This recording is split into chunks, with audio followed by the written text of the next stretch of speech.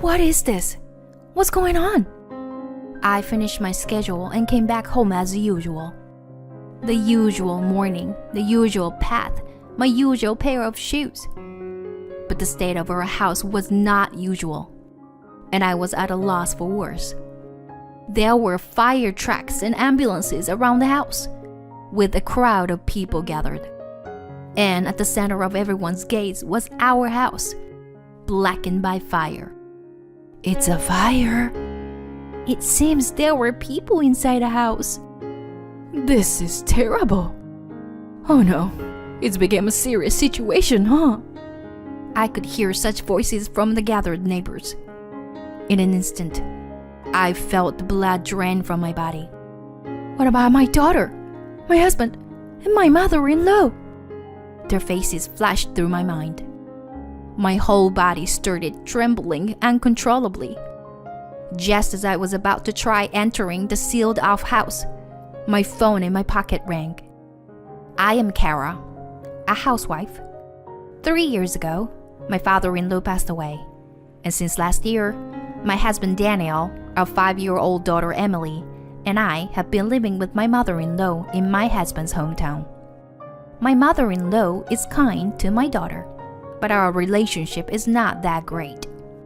She often makes snide remarks towards me. Kara, the taste of the food is too strong. Are you trying to give me high blood pressure? Such nagging happens almost every day. Even though I don't season the food too strongly, I find it tiresome to argue. So I apologize and say I'm sorry. Kara, there was dust in the corner of the hallway. Honestly, you're so bad at cleaning. I'm sorry. My mother-in-law interferes with household chores like cleaning and laundry, which bothers me. I recently realized that no matter how carefully I clean, it doesn't make much difference because my mother-in-law always finds something to complain or nag about. Even though my husband knows about our situation, he doesn't say anything, perhaps thinking it would be troublesome to get involved. I once discussed my mother-in-law with my husband before, but what? Are you trying to say that what my mom said is wrong? Since she's trying to give you advice, you should just listen quietly. Don't come to me with such things. I'm tired from work. That's what my husband said to me. Despite being tired from work, he goes out drinking every night. It seems like he's enjoying himself since returning to his hometown. He goes out drinking with friends every evening after work. Even on holidays, he's not at home and goes out to have fun, which has been a source of concern. Since coming to my in-laws' house, my husband stopped to help in with household chores and childcare altogether. At first, our daughter used to miss him, but recently, she seemed to have accepted his absence as the norm. One day, when I went to the grocery store, my husband's friend Tyler approached me. Kara, it's good to see you. Actually, there's something I want to talk to you about. When I asked him what it was, he hesitated a bit and whispered, Actually, it seems like Daniel is cheating on you with his ex-girlfriend. What? Daniel is cheating? Everything went dark in front of me. And with his ex-girlfriend. It must be some kind of joke, right? But Daniel is the type who is easily tempted and lenient towards himself. It's not impossible. It was a story I didn't want to believe. But it's true that he's been going out drinking frequently lately. Perhaps he's meeting his affair partner every night. That day, I waited for my husband to come back and confronted him. Daniel, is it true that you're meeting your ex-girlfriend? Have you been cheating? Huh? What's got into you? All of a sudden. I would never cheat. Even today, I just went out with some male friends.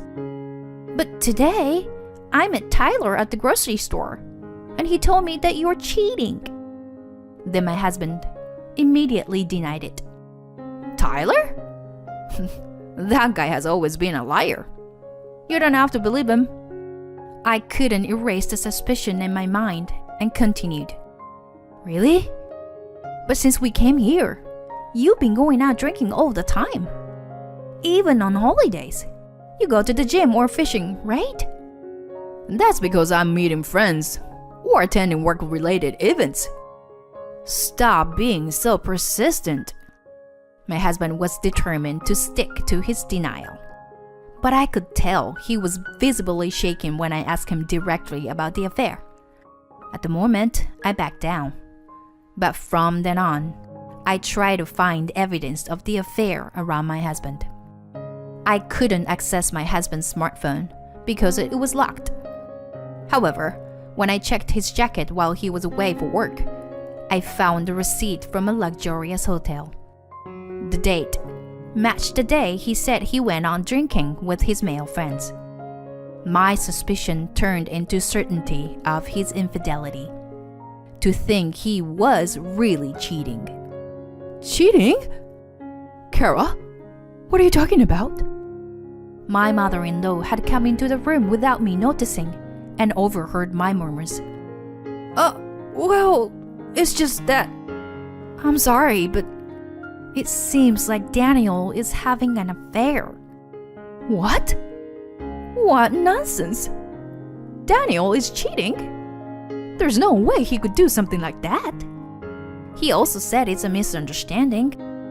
But there's someone who claims to have seen him at the scene of the affair. And also this. I showed her the receipt from the hotel. And my mother-in-law was momentarily speechless. But this must be some kind of mistake. How dare you suspect your husband of infidelity when you're being supported? If Daniel says it's not true, then it's not true. My mother-in-law blurted out those words. Perhaps she didn't want to believe her son's infidelity and had no intention of listening to what I had to say. If we investigate further, I'm sure more evidence will come to light. I can't forgive Daniel for the sake of her daughter Emily. Don't you understand my feelings? Especially since you've experienced being cheated on by your husband. Yes, I had heard that my mother-in-law had also struggled with her husband's infidelity in the past. She seemed to lose her usual assertiveness and appeared confused and shaken. Can you help me gather evidence? I don't think we can let it go like this for the sake of Emily. Fine, I understand. But if Daniel is innocent, I won't forgive you. My mother-in-law tried to put up a strong front, but it seemed difficult for her to refuse when it was for the sake for her grandchild. A few days later, as I opening my wallet to check my money before going shopping, I widened my eyes in surprise. Huh? What's going on? The money that was supposed to be inside was completely gone. Could it be that a thief had broken in? Should I contact the police? Looking pale and shaken, my mother-in-law, who saw this, approached me with a puzzled expression. What's wrong? Kara, you look pale. Well, the money is gone.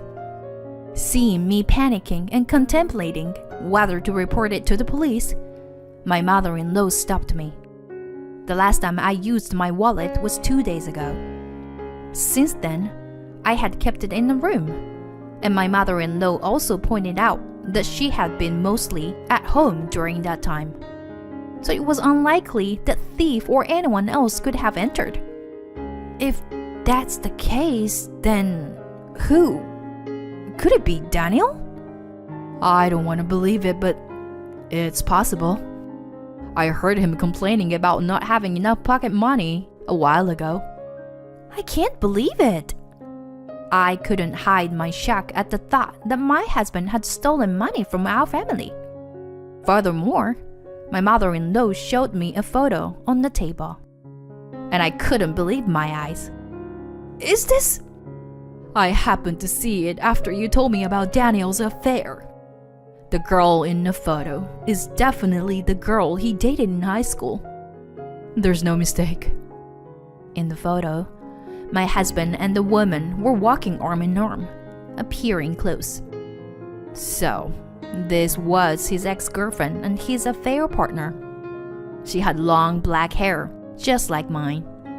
Jealousy, anger, and disgust welled up inside me. So, it's both cheating and theft. I'm sorry, but what your son is doing is despicable. I can never forgive Daniel. That child has become just like his father. Anyway, I helped you gather evidence. The rest is up to you. Yes, I will make sure Daniel reflects on his actions. I will make him regret making me angry. Afterward, I discussed with my mother-in-law about our future plans. We decided to deliberately let my husband know the location of the money. Look, Daniel, I've rearranged things a bit. I moved the instruction manuals and bank cards to the drawer in the bedroom. Cards? Oh, I see. Although my husband tried to appear calm, I could tell he reacted to the mention of the money's location. As planned, the next day, the bank card had disappeared.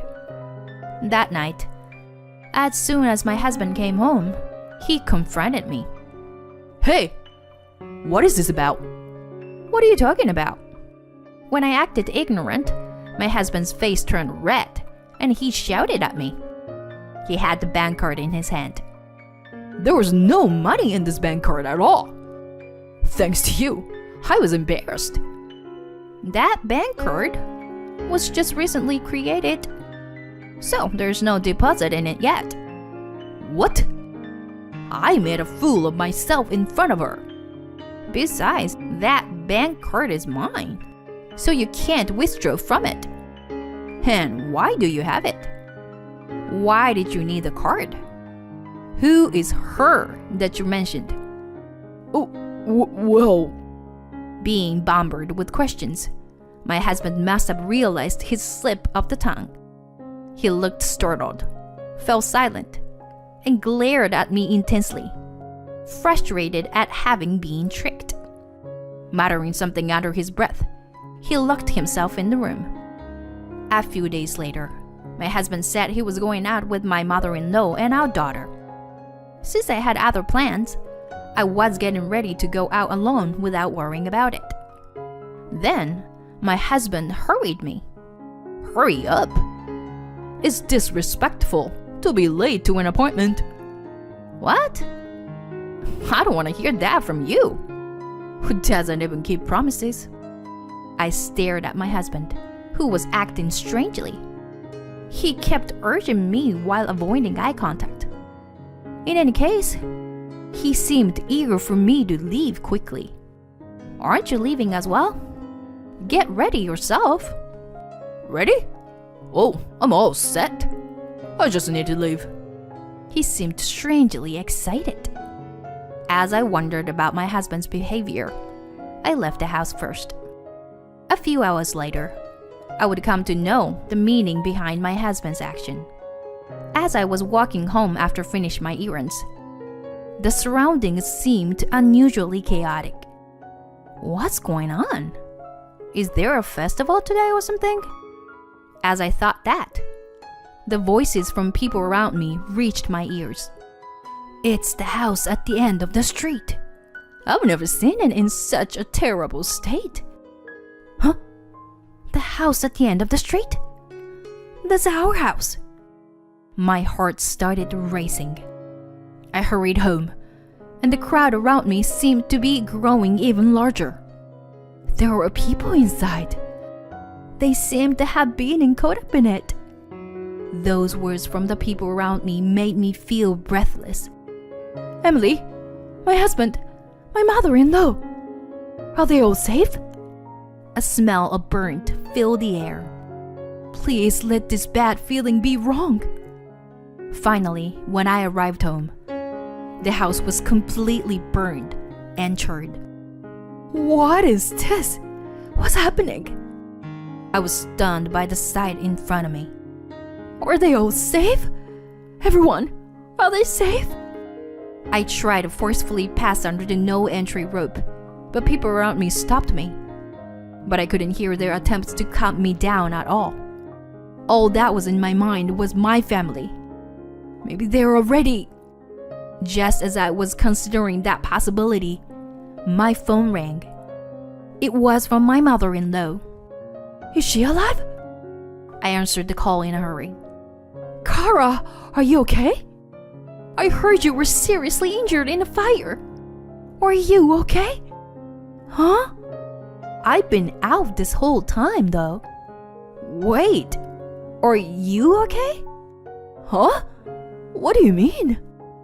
I heard from the neighbors that Daniel and a young woman were taken away in an ambulance, so that's why I assumed you came home early, Kara. What does that mean? Weren't Daniel and Emily with you? With a confused mind, I asked, and my mother-in-law seemed to be bewildered as well. After you left, we were about to go out when Daniel received a phone call. It was a work call, and he had to suddenly work from home, so he asked both us to go out. A sudden work call? So, Daniel stayed at home then? I understood everything. My husband must have been meeting his affair partner at home. The neighbors must have mistaken the affair partner for me. With a boiling feeling in my stomach, my mother-in-law told me which hospital they were taken to, and I headed there. When I arrived at the hospital room, my mother-in-law and daughter looked revealed to see that I was safe. Heading to my husband's hospital room, the treatment has already been done, and he was lying in bed. The burns seemed to be minor. By the way, I heard that the affair partner who was taken with him was in critical condition. When my husband saw me, he looked awkward and averted his gaze. Daniel, what happened with the fire? And you were meeting your affair partner at home, weren't you? No, it's a misunderstanding. There's a reason behind this. Stop lying already. I know everything. Seeing my demeanor, my husband seemed to resign himself. He snorted and started talking with a brazen attitude. He said that after returning to our hometown and having drinking party with friends, he ran into his ex-girlfriend and started cheating on me. He admitted that he was spending money every day, so his allowance was not enough, and he was stealing money from my wallet. And today, after fooling around with his affair partner at home, he caused the fire due to careless smoking. Moreover, he left the affair partner behind and escaped on his own. He's despicable. You are the lowest of the low. Cheating on me, stealing my money, and causing a fire. I never thought you could stoop this low. I handed him the divorce papers from my bag. I'm filing for divorce. I have evidence of your infidelity, so I'll make sure to get proper compensation and child support. Wait a minute. What the hell? Don't just suddenly talk about divorce. It was just a momentary lapse with my ex-girlfriend. I wasn't serious about it. Besides, doesn't Emily need a father? Are you planning to take her father away from her? Upon seeing the divorce papers, my husband started to panic. You haven't done anything to be a father figure to Emily either. As I murmured those words, our daughter, who was standing at the entrance of the hospital room with my mother-in-law, spoke up. I just want mommy. I'll be fine even without daddy. My husband was left speechless by our daughter's calm voice. Daniel, just give up already. You have no right to claim to be Emily's father. What's with you, Mom? You never got along with Kara. Why are you suddenly taking her side? Your mother has helped me gather evidence of your infidelity. It's clear that you were so oblivious to our family that you didn't even notice. With a dismissive tone, I blamed my husband, leaving him pale and unable to say anything. And so, time passed, and our divorce was finalized. I received alimony and child support from my ex-husband, and the woman he cheated with paid me compensation as well. Her parents, carrying money, came to apologize on her behalf while she was hospitalized due to severe burns. As for my ex-husband, he lost everything, money and home. Once his injuries healed, he started working desperately, day and night, living as a live-in worker. His local friends distanced themselves from him, and now he has no friends and doesn't even go out anymore. My mother-in-law moved to another state to live with my sister-in-law, cutting ties with my ex-husband. I returned to my hometown, and with the help of my parents, I'm living a happy and enjoyable life with my daughter. Although my daughter said those things in the hospital room, I worried that she might feel lonely and miss her father deep down. Mommy, I'm glad we could say goodbye to Daddy. I want to see you smile. Emily said that with a calm face, far beyond her 5 years of age. There may be difficult times ahead for her after separating from her father, but I believe it was the best decision for both me and my daughter. I couldn't spend my life with someone who lied to their family, stole money, and neglected his responsibilities. 2 years have passed since then, and today, I'm waking up early for work and preparing breakfast for the three of us. 3 potions. Tyler, who informed me of my ex-husband's infidelity, and is now in a serious relationship with me, is planning to get married. It turns out that Tyler has had feelings for me since before I married Daniel. Initially, I couldn't even consider getting married again so soon after my divorce, but he was being consistently sincere and kind. I can see that he genuinely loves my daughter as well. Thanks to him, I now believe that in order for my daughter to be happy, I need to be happy too. I want to protect and nurture this happiness with all my might.